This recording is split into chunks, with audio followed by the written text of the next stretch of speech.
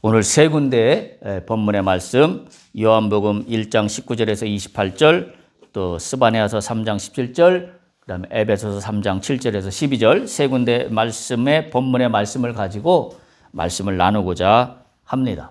오늘 요한복음에서 나오고 있는 주 본문의 주된 내용은 세례 요한에 대한 이야기인데, 오늘의 세례 요한에 대한 이야기는 초점을 제가 약간 달리합니다. 왜냐하면 오늘 우리가 본문으로 삼고 있는 1장 19절에서 28절의 유대인들과 세례 요한 사이에 이루어지고 있는 이 스토리의 중심에는 누구냐라는 겁니다.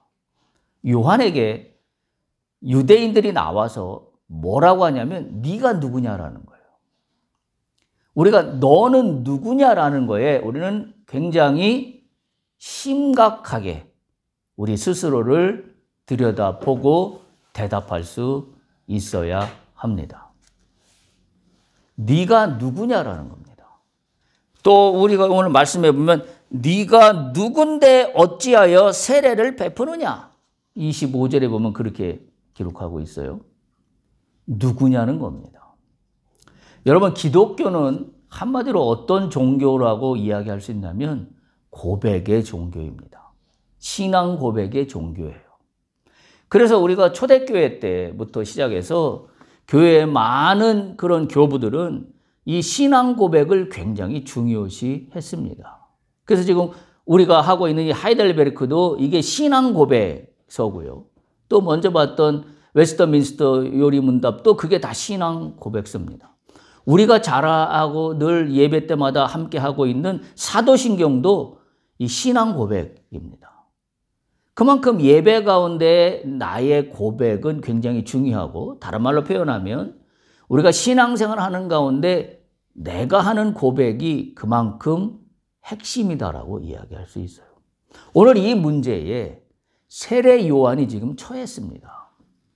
유대인들이 나와서 세례 요한에게 네가 누구냐라는 겁니다.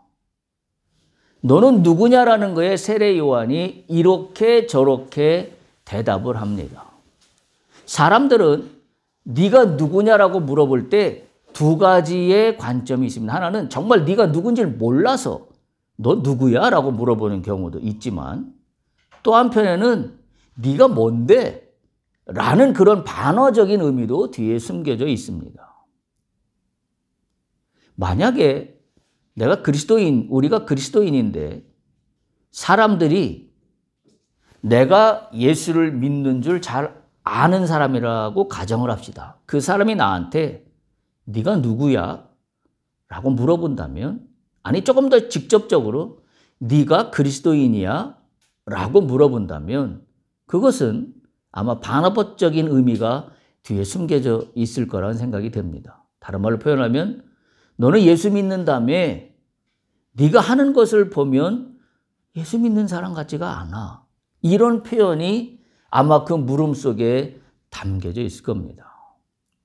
그만큼 우리가 세상을 살아가면서도 내가 누군가에 대한 내 스스로 답변하는 건 물론이고, 내가 누군가라고 다른 사람에게 내가 누구라고 이야기하는 것만큼 내가 세상을 살아가면서 나의 모든 행동 거지들을 정확하게 설정할 수 있는 방법은 없습니다.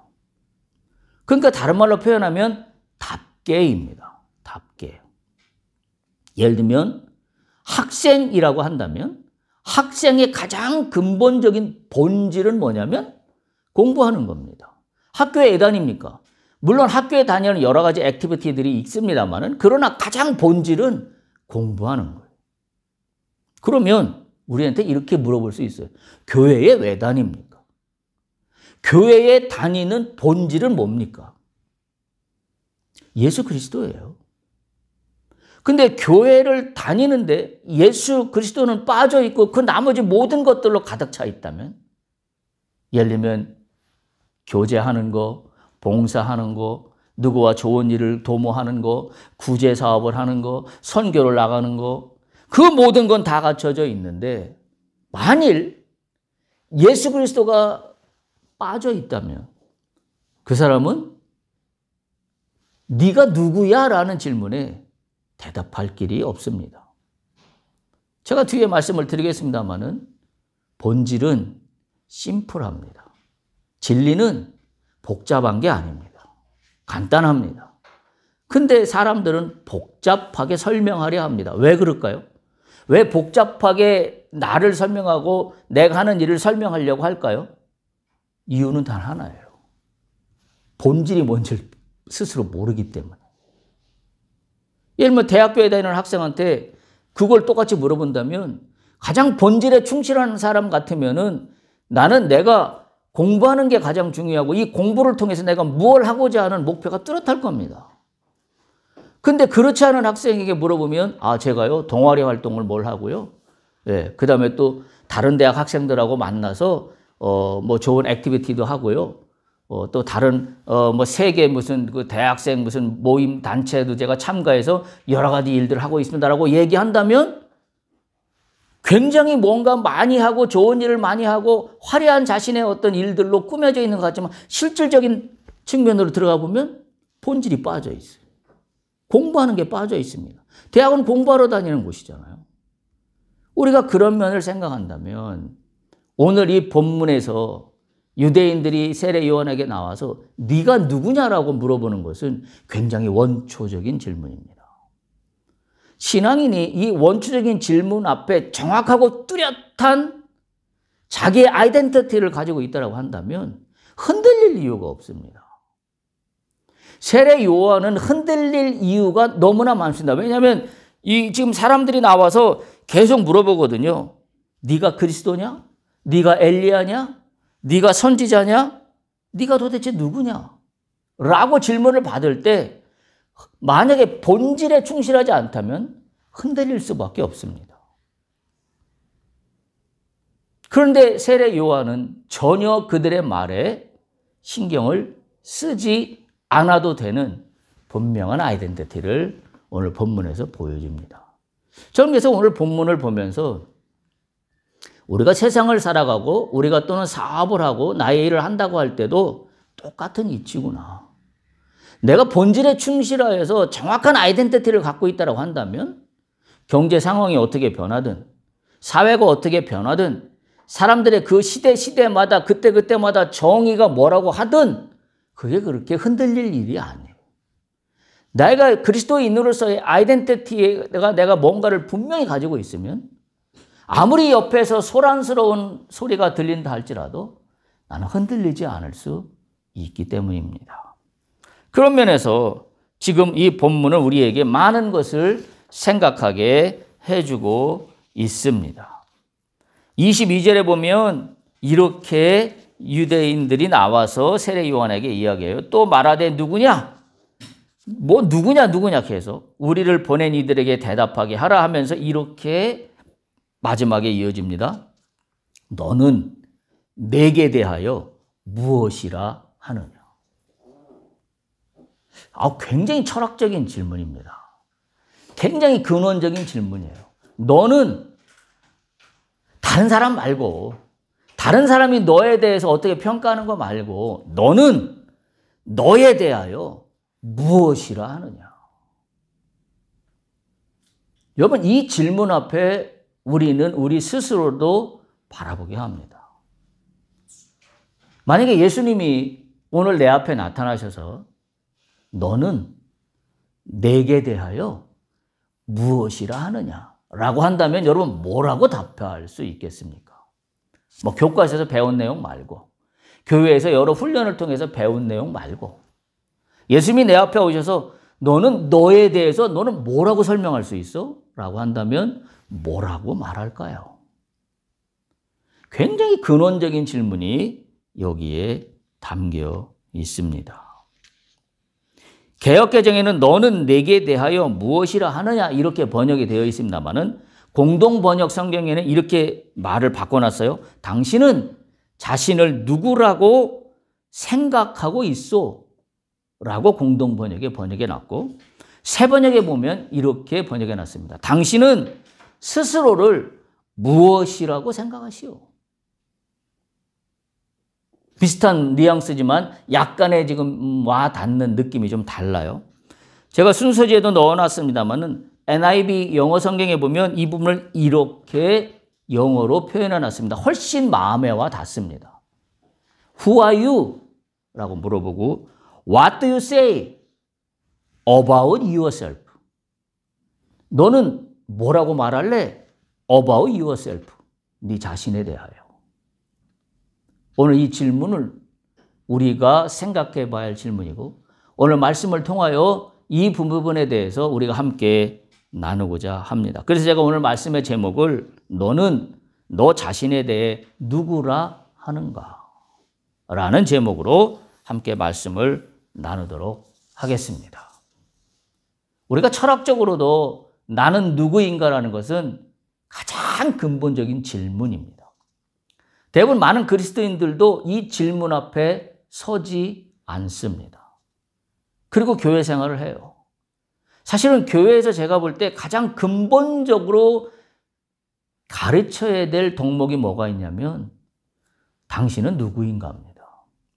특별히 그냥 세상에 살 때의 누구인가가 아니라 자 이제 예수님을 믿기로 작정을 했는데 그렇다면 나는 누구인가에 대한 그러한 교육이 오히려 근본적인 믿음과 신앙을 잘 바르게 토대로 세우고 가게 하는 첩경인데 오늘날까지도 많은 교회들은 이 부분은 가르치지 않습니다. 그리고 곧바로 예수님이 행하신 기적과 이적, 사도들이 행했던 것들, 선교 사역 중에 나타난 영광들, 역사들 이런 것들로 곧바로 뛰어들어서 정작 중요한 본질적인 문제에 대해서는 우리가 지극히 답변이 궁색합니다. 오늘 우리가 이 말씀을 통하여 이 부분에 대한 나의 답변이 풍성해지기를 그리고 명확해지기를 소망하면서 말씀을 전하도록 합니다. 세례 요한은 그의 삶의 소명은 그가 태어나기도 전에 그의 아버지에게 설명되었습니다.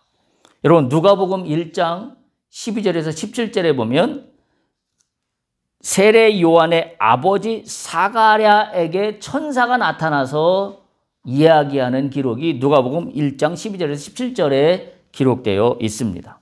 12절에 보면 사가랴가 보고 놀라며 무서워하니 13절 천사가 그에게 이르되 사가랴여 무서워하지 말라. 너의 간구함이 들린지라 네 아내 엘리사벳이 네게 아들을 낳아 주리니 그 이름을 요한이라 하라.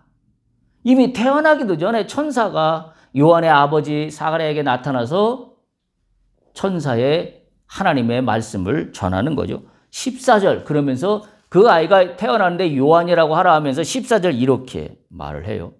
너도 기뻐하고 즐거워할 것이요 많은 사람도 그의 태어남을 기뻐하리라.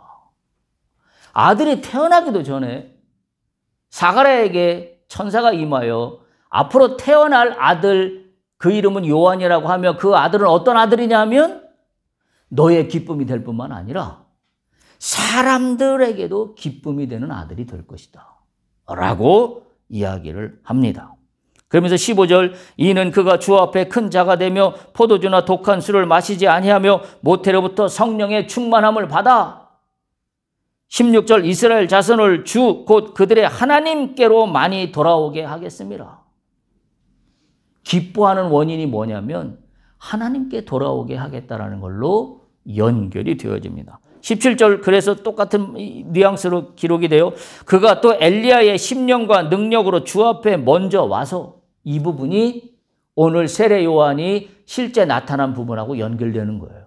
이미 천사가 사가랴에게 그 아들 요한이 엘리야의 심령과 능력으로 주 앞에 먼저 와서 아버지의 마음을 전하겠다라고 한 바로 이 말씀 그대로 세례 요한이 온 거와 실현되고 있는 겁니다. 그래서 자식에게 아버지의 마음을 자식에게 거스르는 자를 의인의 슬기에 돌아오게 하고 주를 위하여 세운 백성을 준비하리라.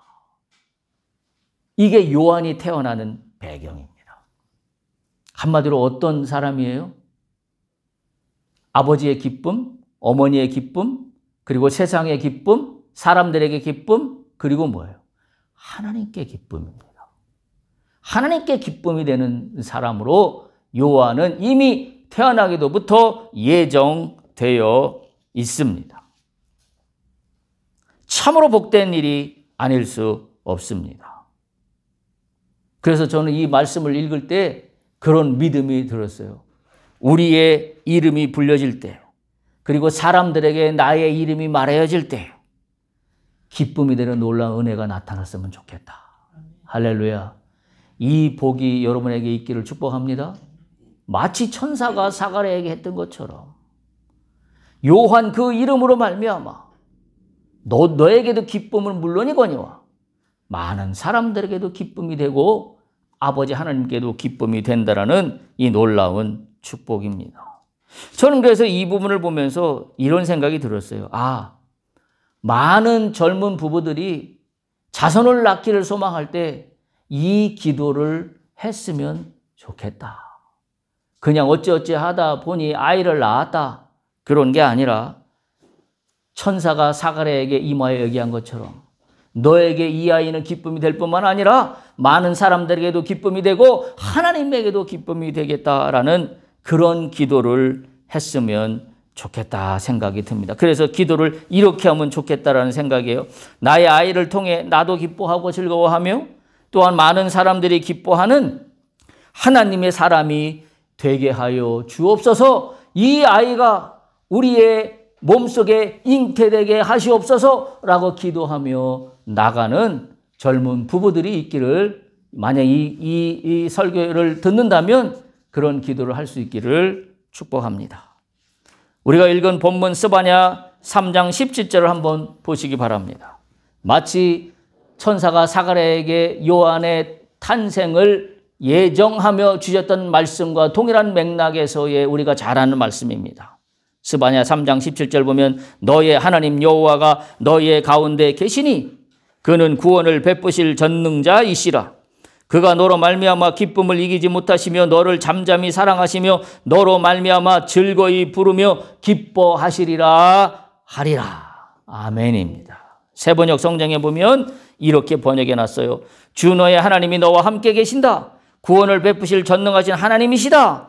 너를 보고서 기뻐하고 반기시고 너를 사랑으로 새롭게 해주시고 너를 보고서 노래하며 기뻐하실 것이다. 아멘. 이 기쁨이 여러분들 속에 임하기를 간절히 축복합니다. 참으로 가슴이 벅차는 말씀이 아닐 수가 없습니다. 하나님께서 나로 인해 얼마나 기뻐하시고 자랑스러워하시며 얼마나 그분의 그 사역 가운데 하나님의 그 일들 가운데 나를 어떻게 사용하실까 하는 것에 대한 우리는 충분한 그와 같은 믿음의 고백으로 연결될 수 있는 부분입니다. 주께서 말씀하시기를 내가 너를 보고 반기고 너를 사랑으로 새롭게 해주고 너를 보고 노래하며 기뻐할 것이다 라고 말씀하고 있습니다. 할렐루야. 주님의 놀라운 은혜가 아닐 수 없습니다.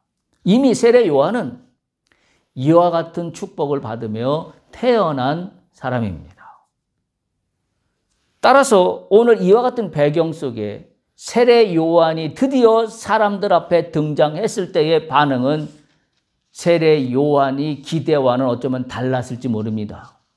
왜냐하면 이렇게 축복받으며 태어난 인생이라면 모든 사람들이 세례 요한에게 와서 그야말로 무릎을 조아리며 무엇인가 좋은 말씀을 듣기를 원하는 그와 같은 상황이 아니라 오늘 세례 요한에게 직면한 이 사실은 뭐냐면 네가 누구냐라는 겁니다.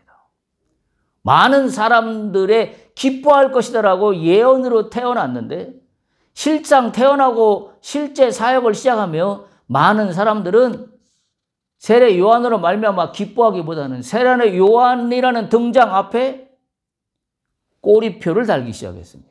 네가 누구냐라는 겁니다. 그리고 더 심각하게 얘기하면 네가 누군데 감히 세례를 베풀고 다니냐라는 질책과 조롱의 목소리도 담겨 있습니다.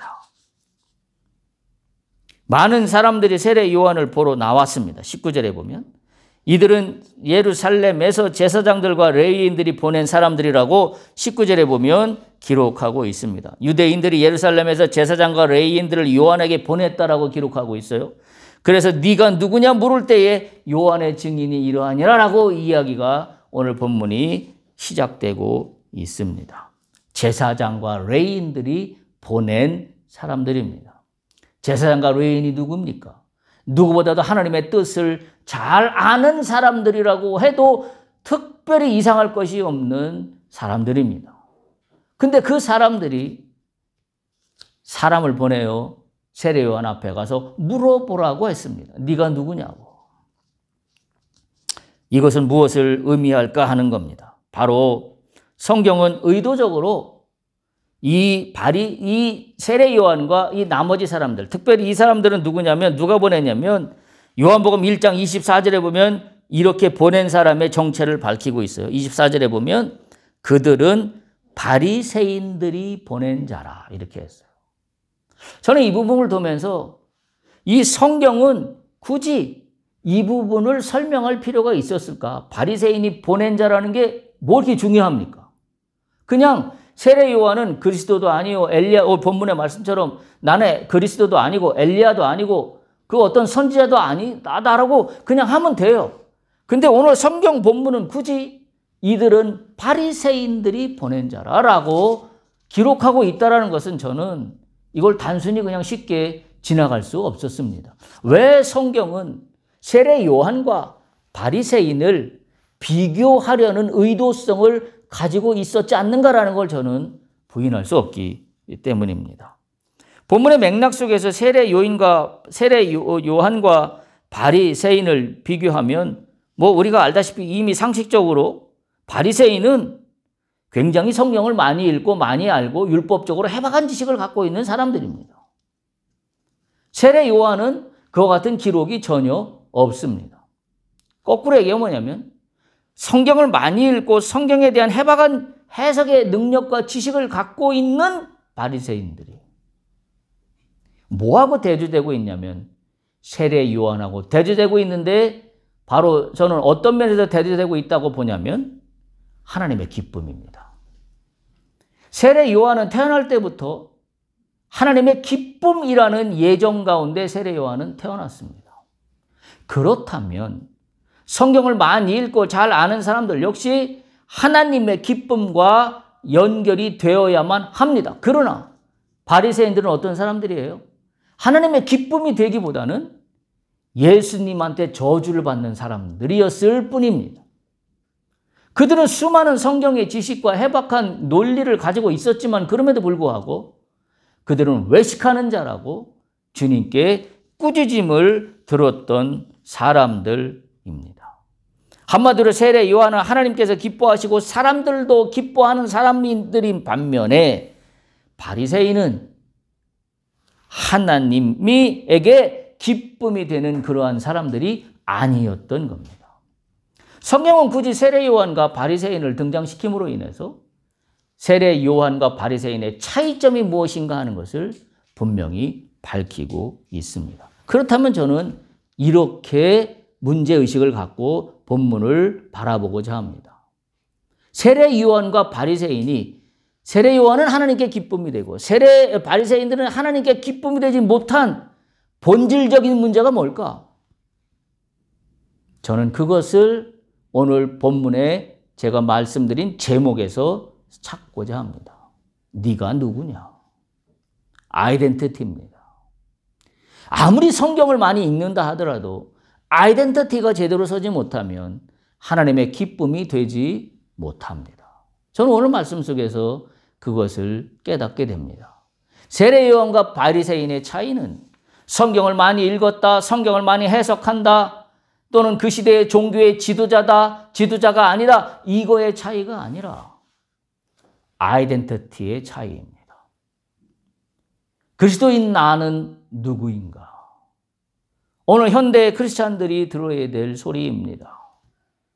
나는 예수님을 믿는다고 하면서 한평생을 살아가겠다고 결단하며 나가고 있는데 나는 누구인가?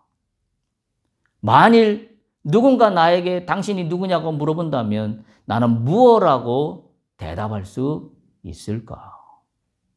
이 본질이 정확하면 이 본질이 있고 없고의 차이는 우리의 인생의 방향과 우리의 목표를 정확히 분리시킵니다. 다시 말하면 이 본질적인 질문에 정확히 대답할 아이덴티티를 갖고 있는 사람은 내가 이 땅을 살아가는 동안에 무엇을 해야 하며 어떤 방향으로 살아가야 될지에 대해서 흔들림 없이 나갈 수 있습니다. 그러나 이 아이덴티티를 갖고 있지 못한 사람은 이 얘기를 들으면 이 얘기도 옳고 저 얘기를 들으면 저 얘기도 옳고 누가 어떤 일이 일어났다 그러면 그것도 맞는 얘기 같고 또 누가 그게 아니라 그러면 그 소리도 맞는 것 같습니다. 이게 별거 아닌 것 같지만 내가 나를 비춰놓고 보면 잘 이해가 될 수 있습니다. 내가 어떤 사람의 말에 얼마나 잘 흔들리는가 라고 생각한다면 나는 다시 한번 내가 바로 세워야 될 부분이 있다면 나의 아이덴티티예요. 내가 이 아이덴티티가 명확하지 않으니까 흔들리는 거예요. 우리의 믿음 생활도 마찬가지예요. 누가 어디 가서 기도를 받고 뭔 일이 일어났다 그러면 거기에 귀가 솔깃합니다. 그게 본질인가요?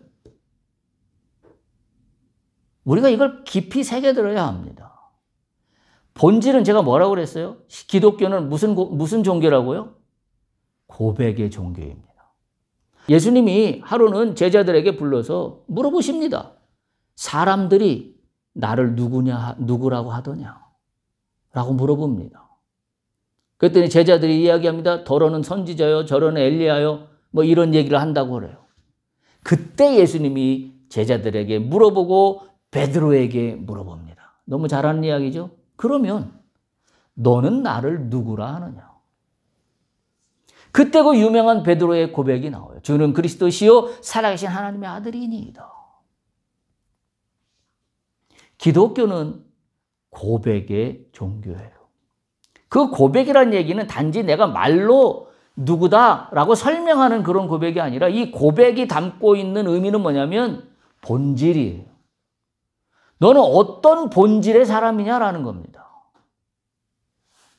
그런 면에서 우리가 결코 소홀히 할 수 없는 부분이라는 사실입니다. 세례 요한은 하나님께서 기뻐하시고 사람들도 기뻐하는 그런 하나님이 보내신 사자인 반면에 바리새인들은 결코 그러하지 못했습니다. 오늘 우리에게 심각하게 나의 정체성, 본질에 대해서, 아이덴티티에 대해서 내가 주 앞에 고백할 수 있길 축복합니다. 그래서 그렇게 고백할 수 있어야 돼요. 주님, 나는 주님 앞에 누구입니다. 우리가 예배할 때에 자신의 신앙 고백을 하는 것을 제가 중요하게 여기서 순서에 넣어놨는 이유가 바로 여기에 있습니다. 누구는 이렇고 저거는 이렇고 하이델베르크에는 이렇게 고백하고 있고 웨스터민스터 고백에는 이렇게 고백하고 있고 사도신경에는 주님에 대해서 이렇게 고백하고 있는데 그렇다면 나는 주님을 누구라고 고백하는가? 이게 본질이에요. 그게 서면 오늘 우리가 주제로 삼고 있는 너는 너 자신에 대해 누구라 하느냐라는 질문에 답변할 수 있습니다. 이게 안 되면 우리의 신앙은 사상 누각입니다. 언제 허물어질지 몰라요. 그래서 이 본질이 안 될 때 언제 들통이 나는지 아십니까? 문제를 만났을 때. 문제를 만났을 때 뚫고 나가지를 못해요. 문제를 만났을 때 허둥지둥합니다. 그리고 문제를 만났을 때는 나의 모든 게 다 뒤집어져 있는 상태이기 때문에 이 얘기도 옳고 저 얘기도 옳고 이 소리도 맞는 것 같고 저 소리도 맞는 것 같고 혼란 가운데 휩싸입니다. 동으로 가면 뭔가 귀인이 있을 것 같고 또 서쪽으로 가면 뭔가 좋은 일이 있을 것 같고 이 아이덴티티가 정확하면 흔들리지 않습니다. 저는 세례 요한이 흔들리지 않는 이유를 뭐로 보냐면 이미 사가랴에게 천사가 나타나서 말씀을 주셨던 것처럼 세례 요한의 탄생은 예정 가운데 주님의 예정 가운데 하나님이 기뻐하시는 사람이에요. 그러니까 세례 요한은 유대인들이 나와서 어떤 질투 섞인 얘기를 하던 조롱을 하던 한번 떠보려고 얘기를 하던 흔들리지 않는 거예요. 그런 소리들은 오케이. 그 자체를 내가 없애주세요. 이런 게 아니라 그 소리는 너희들이 할 수 있는 자유고 나는 나의 아이덴티티가 분명하다. 내가 가는 길을 주께서 아신다. 나는 오직 뭐라고 돼 있어요? 나는 광야에서 외치는 소리일 뿐이다. 어떤 소리요? 주님이 오심을 예비하는 소리일 뿐이다. 세례 요한은 정확한 아이덴티티로 어떤 수많은 자신의 정체성을 흔들기를 원하는 사람들의 질문 앞에서도 전혀 흔들리지 않을 수 있었습니다. 좀 더 구체적으로 얘기하면 이 사람들이 세례 요한을 보러 나오는 데는 몇 가지 이유가 있었습니다. 첫 번째는 지금 보낸 자들이 다 제사장, 레위인, 그 다음에 한마디로 표현하면 통칭하면 바리새인인이라 그랬어요. 이 사람들은 그때 당시로 얘기하면 신앙의 수호자입니다. 자기들만이 이 종교를 지킬 수 있는 사람들이라고 여기고 있는 사람들이에요. 그런데 누군가 나타나서 새로운 설교를 한다? 새로운 메시지를 전하는 것 같다? 아니, 이 사람 누구야 도대체? 이렇게 된 거죠. 세례 요한이 앞에 나와서 외친 소리는 단 하나잖아요. 뭐라고 외쳤어요? 회개하라. 천국이 가까이 왔느니라. 이거밖에 한 얘기가 없어요. 그리고 놀랍게도 그 똑같은 얘기를 예수님이 공생애를 시작하면서도 똑같이 말씀하셨어요. 주님도 회개하라. 천국이 가까이 왔느니라. 그러니까 이 신앙을 수호한다고 자부하고 있는 이 유대 바리새인들 입장에서는 이 뭔가 이게 지금 혼란 가운데 빠질 수밖에 없어서 이 사람이 누군가에 대해서 조사할 수밖에 없었습니다.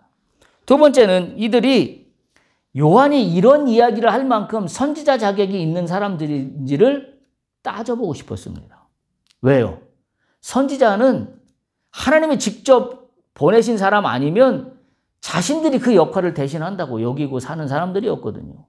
근데 자신들 이외에 또 다른 누군가가 나타나서 마치 선지자처럼 광야에서 외치고 있다라고 한다면 이 또한 이들 입장에서는 용납할 수 없는 일입니다. 그래서 말로는 요한이 선지자 자격이 있는지를 알아보려고 한 거지만 실질적인 의미에서는 선지자 자격이 없는 것을 밝히고자 했던 거죠. 또 세 번째는 요한이 사람들에게 대한 그의 어떤 그 설득력, 영향력을 발휘해서 뭔가 이것이 사람들로 하여금 종교 지도자들 자신들에게 대항하는 일로 나타난다면 이 종교 지도자들을 따르고 있는 많은 백성들에게는 큰 위험이 될 수밖에 없습니다. 자신들에게 위험이 되겠죠. 자신들의 권위에 도전이 되는 그와 같은 사건이 분명하기 때문입니다. 또한 그들은 아마도 질투심에서 세례 요한의 인기가 있는 것에 대해서 아마 불만이 있었다라고밖에 보여지지 않습니다. 한마디로 얘기하면 뭐예요? 꼬투리를 잡기 위한 겁니다. 꼬투리를 잡아서 제가 널교한 네 가지 중에 어떤 것이든지 하나라도 걸리기만 하면 이 자격도 없는 사람이 뭔 헛소리를 하고 있느냐 이렇게 이야기할 수밖에 없는 거죠.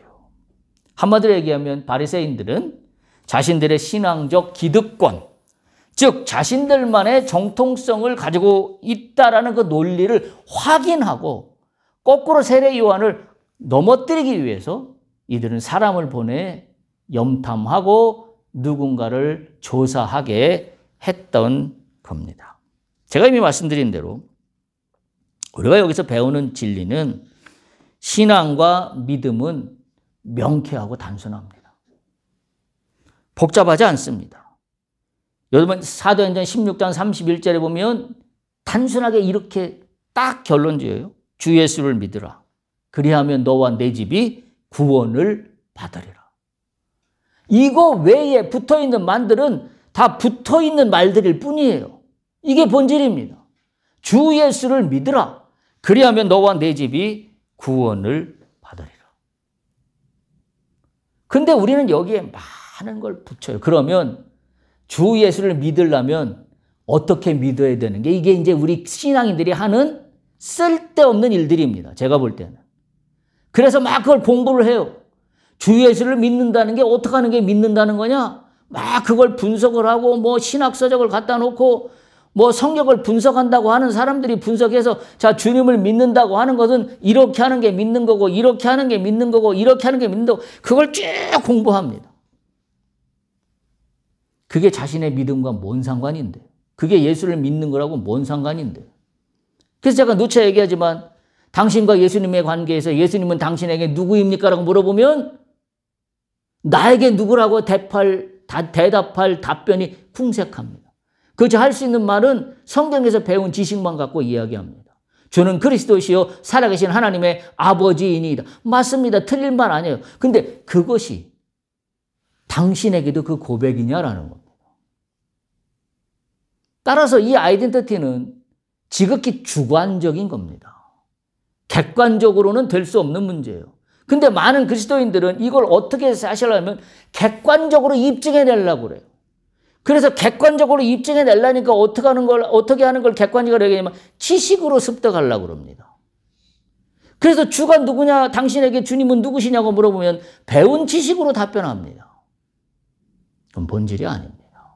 그 사람은 어떤 사람하고 똑같은 거예요? 바리새인과 똑같은 겁니다. 성경을 많이 읽고 많이 배워서 뭔가 지식적으로 답변할 수 있는 수준에 도달했을지는 모르지만 더 엄밀하게 말하면 하나님의 기쁨이 되지 못합니다. 왜요? 줄줄줄줄 성경을 외워가며 이야기했던 사람들에게 예수님은 뭐라고 말씀하셨어요? 이 껍데기들아, 외식하는 자들아. 너희들을 가만히 보니 주님을 사랑하는 본질은 다 없어지고 율법만 남아있구나라고 질책하셨기 때문입니다. 뭔가 성경을 읽고 성경의 여러 교회의 훈련 프로그램들을 통해 배웠고 교회에서 여러 직분을 감당하며 여러 하나님의 일들이라고 하는 것들을 수행한 사람들은 오히려 그들의 믿음을 정의하는 게 간단하지가 않습니다. 복잡합니다. 그래서 그렇게 나가죠. 주 예수를 믿으라. 그리하면 구원을 받으리라.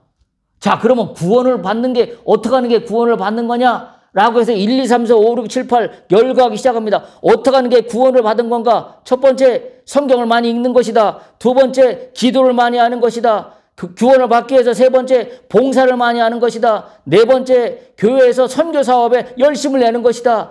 구원을 받기 위해서 뭘 해야 되는 거냐? 1, 2, 3, 4, 5, 6, 7, 8, 9시 열거하는 걸로 자신의 본질이 채워졌다고 착각하게 만듭니다.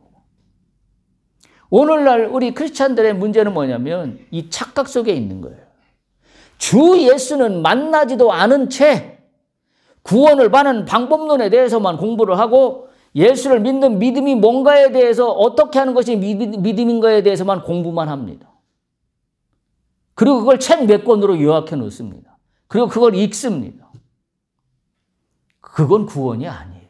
여러분, 진리는 심플합니다. 주 예수를 믿으라. 그건 뭐예요? 그냥 주님을 믿는 거예요. 주님은 나의 구세주입니다. 믿는 겁니다. 거기에 무슨 어떻게 하는 게 믿는 거고 어떻게 하는 게 믿지 않는 거고 그런 게 어디 있습니까? 그냥 믿는 거지요. 구원을 받는 것도 주 예수를 믿으면 구원을 받게 되다는 자동입니다. 믿으면 구원입니다. 그러면 믿으면 구원은 끝난 거예요. 근데 거기에다 구원을 받으려면 1 뭐 해야 되고 2 뭐 해야 되고 3 뭐 해야 되고 4 뭐 해야 되고 뭐가 필요합니까? 오늘날 우리 그리스도인들의 문제점이 여기에 있어요. 본질은 굉장히 심플하고 간단한데 주변이 너무 복잡해요. 주변에 뭘 너무 많이 갖다가 붙입니다. 덕지덕지 붙입니다. 누구처럼? 바리새인처럼. 그러니 바리새인처럼 하나님의 기쁨이 되는 사람이 되지 못합니다. 참으로 안타까운 일이 아닐 수가 없습니다. 그래서 이런 사람들은 한마디로 예수를 믿는 이유와 변명과 조건이 많아집니다. 여러분, 바리새인들이 누가복음에 보면 예수님하고 나와서 그렇게 항거하잖아요. 주님, 나는 하루에 3번씩 기도하고 금식 기도도 하고 11조도 하고 구제도 했는데 저 사람들은 뭡니까? 나는 이렇게 다 할 걸 다 했는데 라고 하면서 예수님 앞에 나와서 따져묻는 바리새인들의 모습입니다. 한마디로 뭐예요? 그래서 네가 누군데? 라는 건 없이 뭐만 많은 거예요? 기도하고 11조하고 구제하고 누군가를 도와주고 비본질적인 것만 잡다하게 붙어있는, 진리는 심플한데 주 예수를 믿으라. 그리하면 너와 내 집이 구원을 얻으리라. 끝. 근데 우리는 거기다 뭐가 그렇게 복잡한지 자꾸 붙여넣습니다. 내가 믿음 생활을 하면서 내가 뭔가가 복잡해지는구나 싶으면 우리 이렇게 깨달으면 돼요. 오늘 우리의 원초적인 질문으로 돌아가서 나 스스로에게 물어보면 됩니다. 나는 누구인가? 나는 나에 대하여 무엇이라고 정의할 수 있는가? 이 본질적인 질문 앞에 들여다 보면 됩니다. 그렇지 않고 내 믿음에 대한 설명이 자꾸 복잡해지걸랑 한마디로 이렇게 생각하시면 됩니다. 아, 내가 바리새인들과 똑같아져 가고 있구나. 뭔가 날이 갈수록 성경의 지식은 많이 알고 배움은 많이 늘어서 뭔가 많은 지식들은 내 안에 들어와 있는데 내가 복잡해져 있구나. 그것을 깨달으면 됩니다. 나의 믿음이 심플하지 못하고 명쾌하지 못하고 정확하게 한 줄로 설명될 수 없는 이유가 무엇인가? 우리가 그걸 생각하며 우리의 믿음을 반성할 수 있어야 합니다. 그 이유는 뭐예요? 아이덴티티의 부재입니다. 너는 내 자신에 대하여 누구라 하느냐? 오늘 이 말씀의 제목, 특별히 오늘 본문의 말씀 가운데 있었던 요한복음 1장 22절, 또 말하되 누구냐? 우리를 보낸 이들에게 대답하게 하라. 너는 네게 대하여 무엇이라 하느냐? 이 질문에 우리가 한 주간 스스로 묵상하고 기도하며 주 앞에 나의 아이덴티티가 다시 한번 제대로 설정될 수 있기를 간절히 축복합니다. 그런 일들을 통하여 우리의 믿음과 신앙은 하나님의 기쁨이 되는 줄로 믿습니다. 다음 이야기는 다음번에 이어서 함께 진행하도록 그렇게 하겠습니다. 할렐루야. 기도하시겠습니다. 하나님 아버지, 우리 가운데 함께 하시고 인도하시는 주님, 내가 신앙생활을 수십 년 해왔지만 난 한 번도 내가 누구인지에 대해서 생각해 보지 못하고 그저 믿음을 이야기했고 기도를 이야기했고 찬양을 이야기했고 순종을 이야기했고 말씀을 이야기했고 예배를 이야기했고 봉사를 이야기했고 구제를 이야기해 왔습니다. 주여, 나는 누구입니까? 오늘 세례 요한에게 접한 사람들의 이 질문 앞에 동일한 질문이 나에게 주어진다면 나는 나에 대하여 무엇이라 말할 수 있겠습니까? 주님, 나에게 깨닫게 하시옵소서.